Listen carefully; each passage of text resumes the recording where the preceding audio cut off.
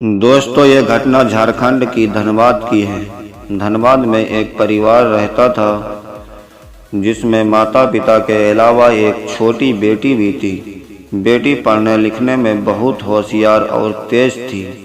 वो सोचती थी कि वो कुछ बड़ा बनकर अपने माता पिता का नाम रोशन करेगी और समाज के लिए भी अच्छा काम करेगी। समाज में हो रही गलतियों को सुधारने का एक यूनिक तरीका वो अपनाएगी। इसी सोच के साथ उसने आईपीएस की तैयारी की और अंत में उसका सपना पूरा हो गया। न्याय ज्वाइन होने के बाद वो ट्रेनिंग करती है और ट्रेनिंग पूरी करने के बाद वो घर लौट आती है। तब उसके माता पिता कहते हैं, बेटी अब तो तुम एक अच्छी नौकरी पा चुकी हो और तुम्हारी उम्र भी अब बहुत हो चुकी है। अब तुम्हें किसी अच्छे लड़के से शादी कर लेनी चाहिए।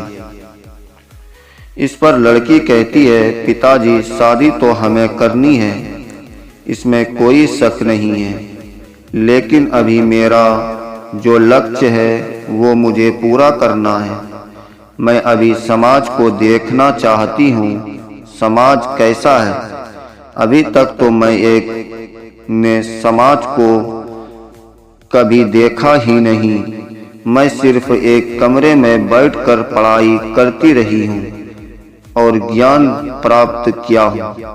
लेकिन पिताजी, समाज में किस तरह के लोग रहते हैं, किस तरह की घटनाएं घटती होती है और हमें कैसे उनका सामना करना है, ये सब देखना चाहती हूँ। 4 से 5 साल तक मुझे सिर्फ ये अनुभव करना है, उसके बाद ही शादी करूँगी। पिताजी, आप और माँ मुझे समझा रहे हैं, लेकिन मैं अपने फैसले पर अडिग हूँ। पिताजी ने आखिरकार, बेटी अब तुम समझदार हो चुकी हो, अपने फैसला खुद ले सकती हो और अपना ध्यान रख सकती हो। ये सुनकर अनीता ने जवाब दिया, पिताजी आप चिंता ना करें, मैं अपना ख्याल रखूंगी।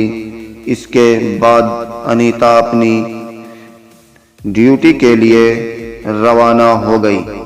धनबाद में उसकी पहली पोस्टिंग थी, लेकिन ड्यूटी पर जाने के बजाय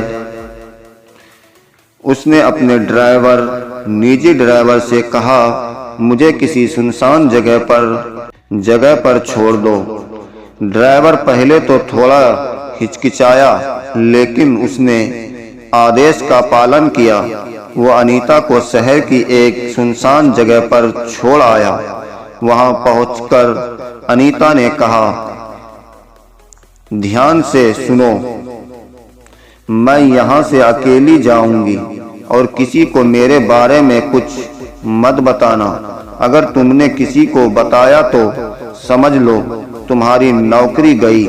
ड्राइवर डर के मारे बोला, मैडम आप चिंता ना करें, मैं किसी को कुछ नहीं बताऊंगा। इसके बाद अनीता ने अपने कपड़े और पुलिस लिबास बदला।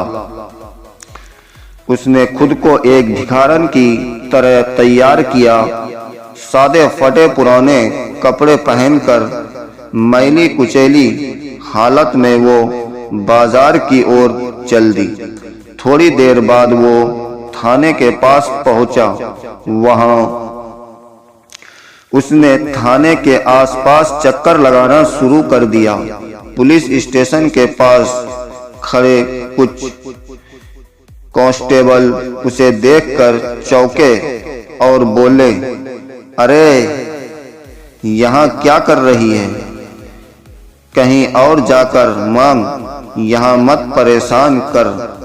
अनीता ने शांत स्वर में जवाब दिया, आप अपना काम कीजिए, मैं किसी को परेशान नहीं कर रही हूँ। ये कहकर वो थाने के आसपास टहलने लगी, जैसे कि वो कुछ खास तलाश रही हो। अनीता, जो भिखारन के रूप में थाने के आसपास घूम रही थी और हर चीज पर बारीकी से नजर रखी हुई थी, लगभग 20 से 30 मिनट के बाद अचानक थाने के बाहर भीड़ जुटने लगी। भीड़ के बीच अनीता ने एक कांस्टेबल से पूछता, साहब, यहाँ इतनी भीड़ क्यों लगी है? कांस्टेबल ने लापरवाही से जवाब दिया, एक लड़की का मामला आया है, रेप हुआ है, उसका परिवार शिकायत लेकर आया है, लेकिन जिसने ये किया है वो एक अमीर व्यापारी का बेटा है। मामला थोड़ा पेचीदा है। ये सुनकर अनीता ने कान खड़े हो गए। उसने देखा कि भीड़ में लड़की का परिवार रो रहा था और वहीं आरोपी के प्रभावशाली परिवार के लोग अपनी शक्ति का प्रदर्शन कर रहे थे। अनीता ने पुलिस वालों की नजर से बचते हुए थाने के अंदर घुसने की कोशिश की। जैसे ही वो अंदर पहुंची, वहां मौजूद अधिकारी चौंक गए। दरोगा साहब ने गुस्से में पूछा, अरे, इसे अंदर कैसे आने दिया? ये भिखारी यहाँ कैसे घुस गई? कांस्टेबल घबरा गए और बोले, साहब, हमारी नजर इस पर नहीं पड़ी, पता नहीं ये कब अंदर आ गई। दरोगा साहब ने आदेश दिया, इसको कुछ खाने को दे दो, पैसे दे दो और यहाँ से भगाओ, हमें अपना काम करने दो। कांस्टेबल ने अनीता से कहा, देख, यहाँ से जाओ, कुछ पैसे चाहिए तो बोलो, कुछ खाने को चाहिए तो खा लो, लेकिन यहाँ मत बैठो। अनीता ने उनकी बात अनसुनी करते हुए शांत स्वर में कहा, साहब, मैं यहाँ थोड़ी देर बैठना चाहती हूँ, थक गई हूँ, आराम करना चाहती हूँ। आपको परेशान नहीं करूंगी, कोने में बैठने दीजिए। अनीता थाने के बाहर एक पेड़ के नीचे बैठ गई और वहां से दरोगा साहब की हर गंभीरता पर नजर रखने लगी। उसने देखा कि लड़की का परिवार रोते हुए न्याय की गुहार लगा रहा था, लेकिन आरोपी के प्रभाव शक्तिशाली पिता दरोगा को रिश्वत देकर मामला दबाने की कोशिश कर रहे थे। दरोगा ने लड़की के पिता से कहा, देखिए, ये मामला कोर्ट कचहरी में गया तो सालों लग जाएंगे, बेहतर होगा कि यहीं निपटा लें। लड़की का पिता मजबूरी और लाचारी में कांपते हाथों से दरोगा को पैसे देता नजर आया। अनीता ये सब चुपचाप देख रही थी, लेकिन उसके भीतर का गुस्सा धीरे धीरे बढ़ रहा था।